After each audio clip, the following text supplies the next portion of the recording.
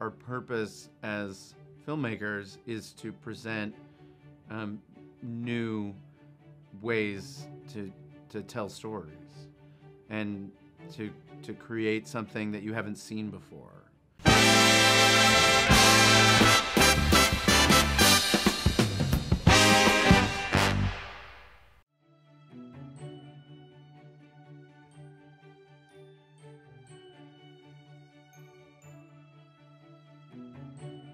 Strong performances and character arcs that feel true to the heroes we met last time help ensure that Across the Spider-Verse is a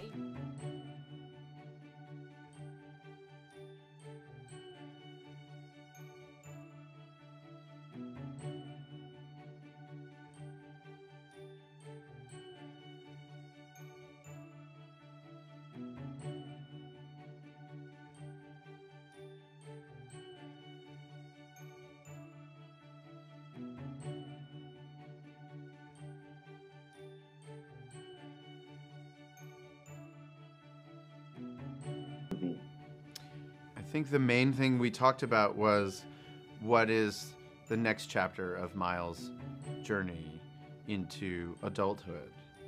And we thought about our experience leaving home for the first time and going away to university and wanting to be accepted by the cool kids and how that can sometimes leave you a bit mixed up.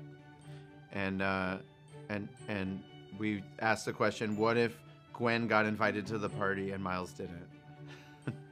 What would that do to their relationship? And then the other thing that we really wanted to do was, in the first movie, we were able to sort of make a world that people hadn't seen before, like you were walking into a comic book.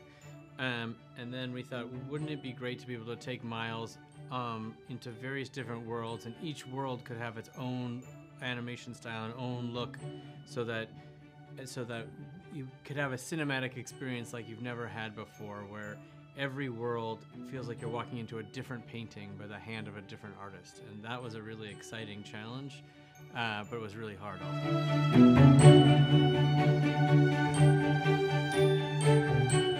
I think the continuous thread that goes throughout all the films, no matter where we go, no matter how big the action set pieces are, or how small or intimate the dramatic dialogue sequences are, is the discussion that always cut through everything was, what is Miles's perspective on this, and how is Miles feeling through this? So that is something that kind of really never ended until the film was ripped out of everybody's hands.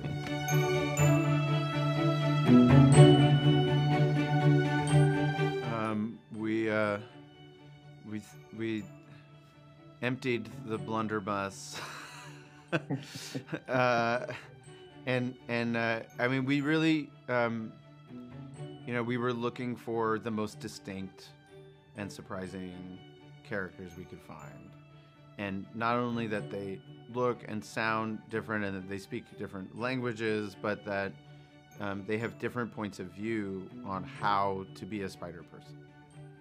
And so we wanted to, yes, there's like a bunch of action sequences, but it's also kind of a conversation about how many different ways there are to do this job. And we wanted to have, every character that we wanted to elevate into an important person in the story had to be part of Miles' emotional journey, and him meeting Pavitra in Spider-Man India world was an important aspect of his journey. Meeting Spider-Man Punk and his point of view, they're all part of telling this larger emotional story, and they each have their own unique way to see the world, and an important part of his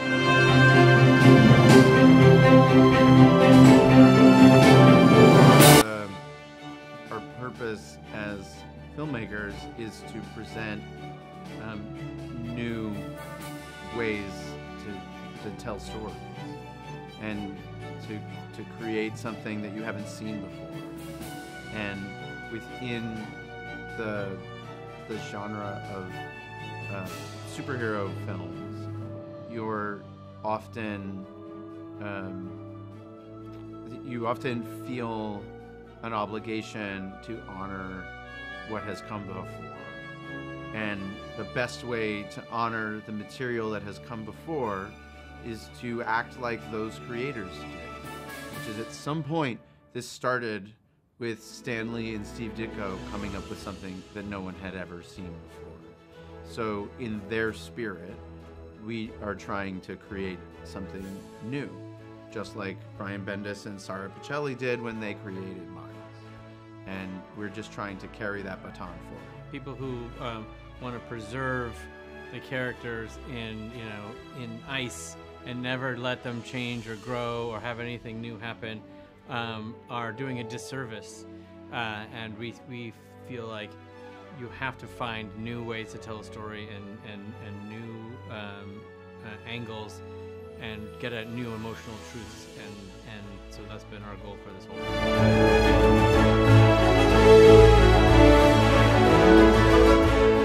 I think when we were creating the Spider Society, we wanted to create something that was fun and it was cool for fans, but also would really, again, help explain Miles' story. In the first movie, he became Spider-Man when a bunch of friends showed up, and he was part of a team, and he hasn't been part of a team. He's kind of been figuring it out on his own when we catch up to him in this movie for about 1.5 years since we've seen him.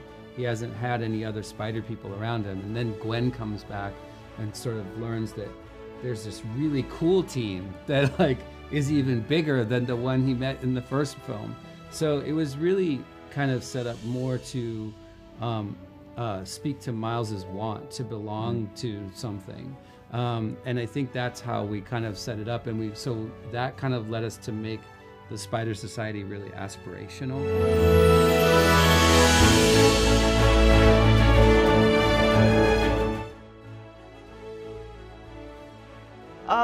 In the appearance, I was kind of exciting to just be presented the appearance. I was curious to know, what she would look like, and they gave me previews and sketches, and in that way, when I finally saw her, I got her in a sense, and so that was fun. And then of course you're putting your personal touches in some ways. You're finding what's relatable to you and in these characters, and Jess is so cool and confident, but also very human, and then also the differences, and kind of trying to distinguish those things and make them stand on their own. So it was for sure a process, but it was a fun one. It was great that they were just so collaborative.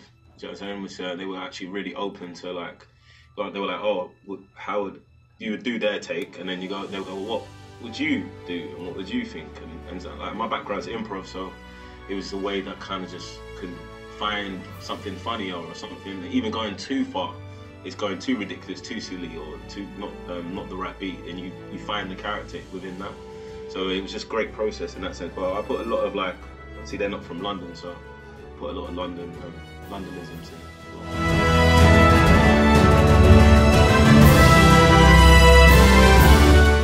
I think it's just the power of Spider-Verse, there's they're able to delve into different realities without interrupting, that's what I don't want to spoil it too much, but that's what it's about. It's what when you disrupt it too much, what happens to other realities?